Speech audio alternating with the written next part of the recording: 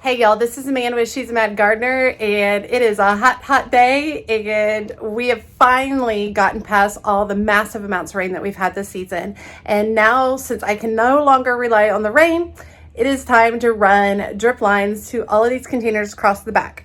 Now, we do have 2 additional containers going. Right now I've got 3, you can see, and there'll be 2 more that are going to be added with additional trellises.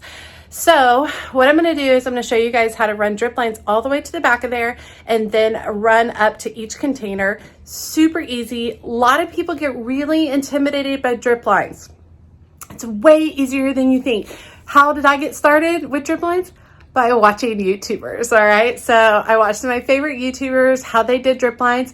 There's not necessarily like one exact way to do it. It's kind of, what's great about the system is it allows you to develop what's great for your particular garden. And there's a wide variety of ways to do it. In fact, some of my favorite YouTubers, if you watch their drip line videos throughout the years they've done it, they've actually adapted and changed as they've gone along. They've done different things that work better for the garden. So keep that in mind for yourself. I do think you can start a really good drip line system for about $150 total, which sounds like a lot of money.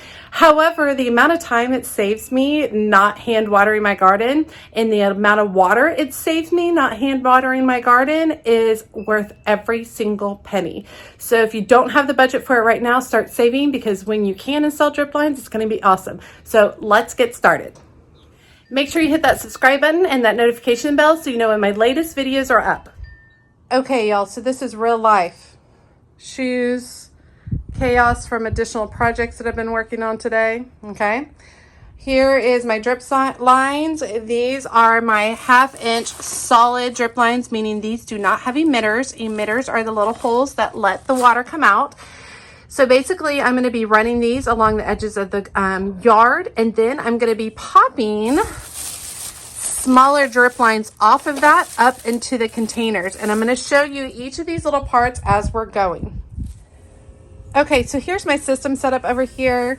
This is a timer that I got from Home Depot, and then I'll show you some of the different parts that we're going to utilize as well. But basically, I'm changing this splitter out to a set of 3 or 4 so that I can run my hose, so I can run the timer that runs all of these beds on this side of the house. And then I'm going to run another hose down across the ground here, up the side of the entire garden, and across the whole backyard. Okay, and then that's going to be that black poly one that does not have any drips. I'll poke holes, attach additional hoses, and I'll go up to each of these individual pots. I'll even be able to run drip to each of these little shrubs. Those are my hypericum berries, and then I do plan on planting additional shrubs along the way in between each of these, and every time I plant an additional shrub, I'll be able to drop water to it, direct water to it, as opposed to excuse me, as opposed to relying on a sprinkler or hand watering.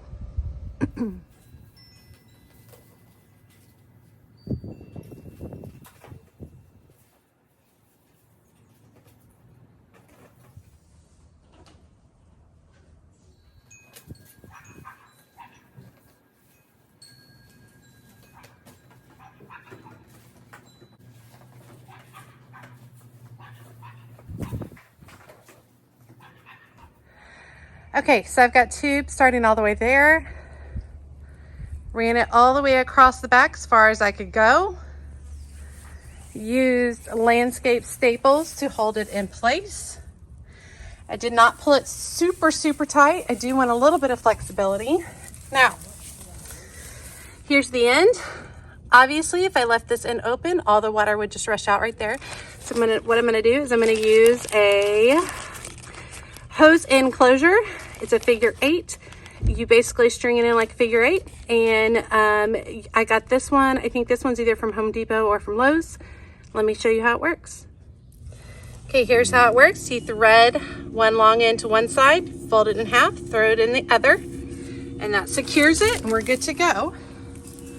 So remember, this is the closed black poly 1/2-inch tubing.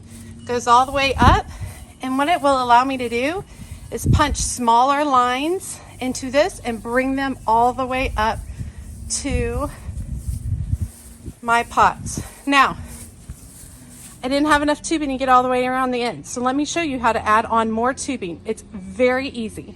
Okay, so I need a barbed coupling and for 1/2 inch tubing. So basically I have 2 ends, where I ran out in my new bunch. And I'm gonna use this barbed tubing. One end goes this way, one end goes the other way, and that combines the two.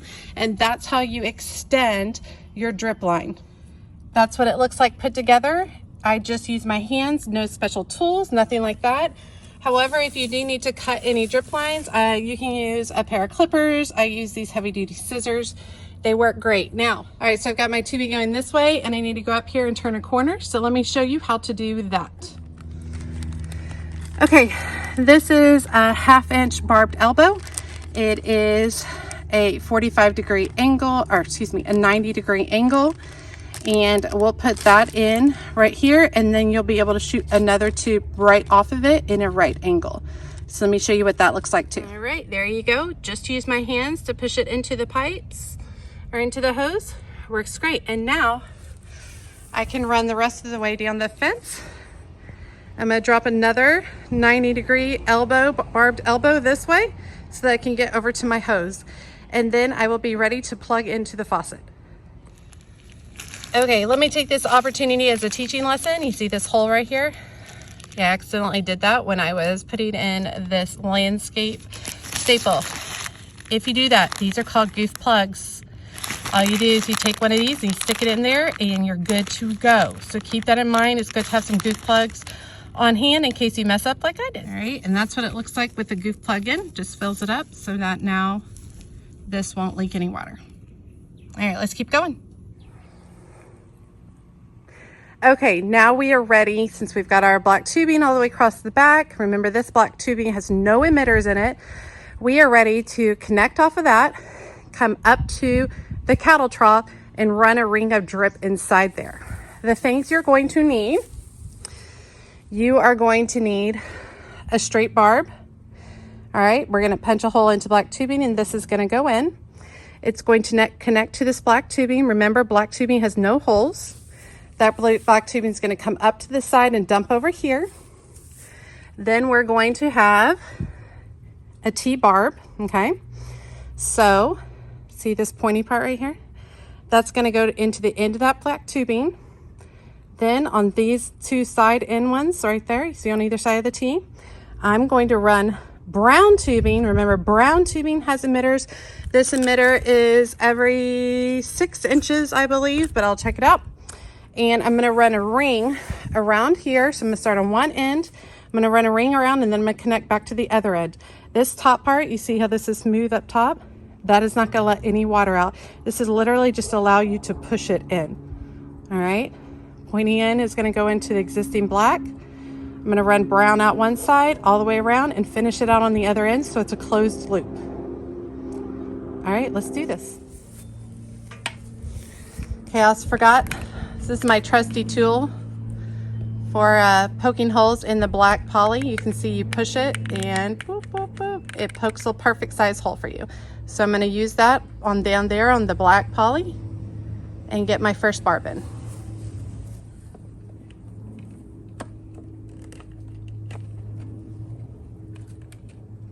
Now I'm going to connect the straight up and down barb.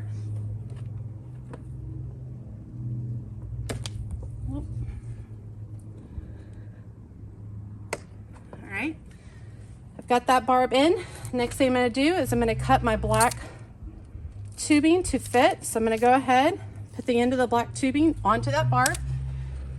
That's connecting me to my water supply.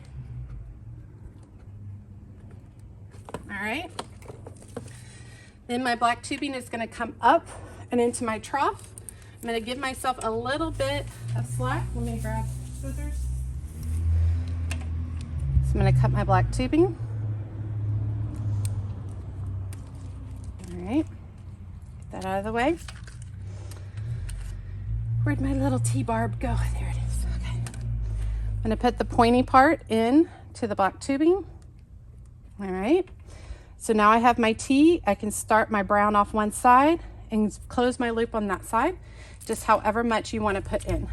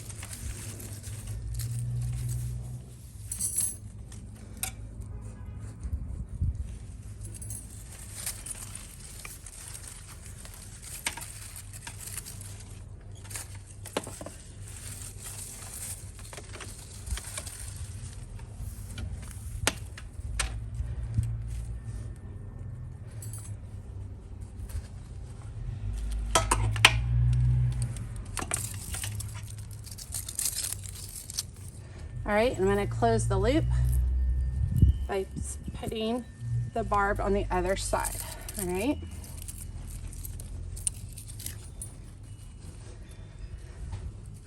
I don't have a lot of rhyme or reason about how I laid this out. Just making sure I've got water sources everywhere I need it. All right. Now I need to do it for the other 3. Okay, let's talk about hooking up directly to your faucet. I'm going to be installing a new splitter that has 4 places for hoses. One will hold 1 timer for my already established drip lines. One will hold a hose. One will hold another timer for this new drip at the back of the backyard that I'm setting up. And then this one will be an extra one for a future drip line that I am going to be installing on the side of the house. And so I thought I'd just go ahead and include that, make sure that was taken care of. This is the digital timer I use. It's about $20-something. You put in batteries. The batteries last forever, like multiple years. And so this has worked really great for me. I get this at Home Depot, and this is great for setting up all of your drip for time. We're gonna need a few other pieces. I do have a little bit of plumber's tape that's gonna be utilized over here. Okay, so these are the random pieces that I always feel like are a little bit more hard to understand what you need. This guy right here is a backflow preventer. You might already have one on your faucet, and if so, you don't need this, but this backflow preventer will go directly to the bottom of your timer right here, okay? The next is a pressure regulator. All of this is from Home Depot. That will attach to the backflow preventer. And then the final one you need is a swivel adapter. And this will attach right here at the very bottom, and then right in this hole, you will insert the black poly hose. Will go right into that. And so this is your whole setup from your faucet. So like here's my faucet, all right, to the timer, to this is the backflow preventer, to the pressure regulator, and then finally to the swivel adapter. So this all will go in like that. And I've already got one set up, so let me show you what that looks like. Okay, so this is my existing drip over here.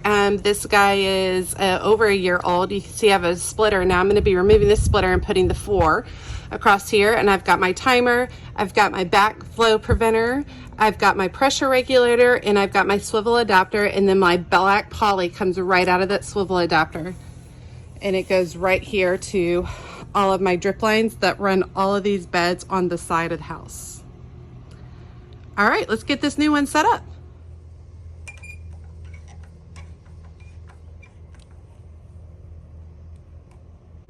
Okay, well, I apologize, my video got cut off at one point.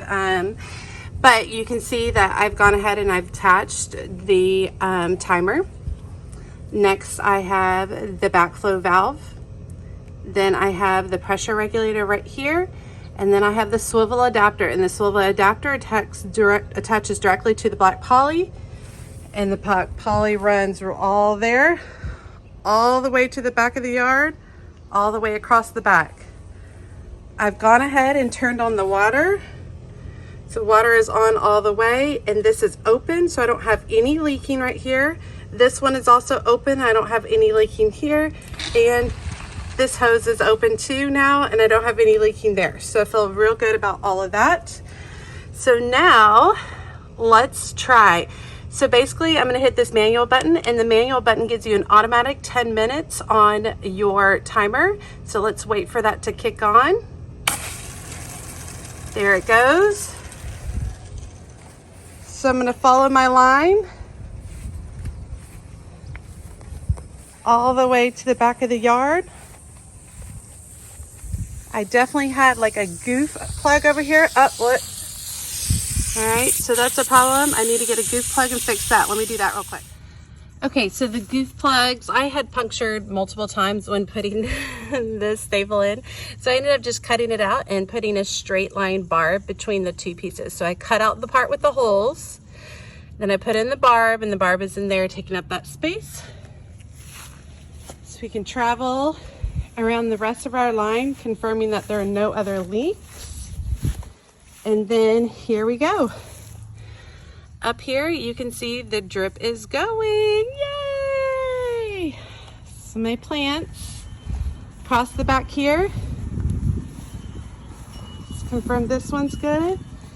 Yeah, this one's doing good too. Great.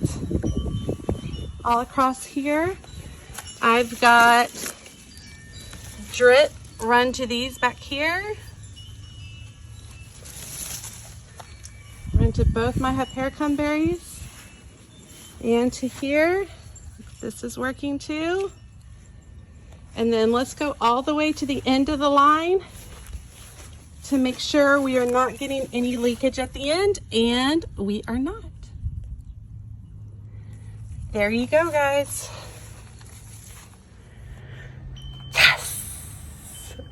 There's something just like very satisfying about installing drip to your gardens, y'all. It gives you so much time back for your world. It makes time for more gardening. Just know that. As soon as you put more drip in, put drip into your lines, you don't have to water all the time and you have more time to plant other stuff. So, which is great.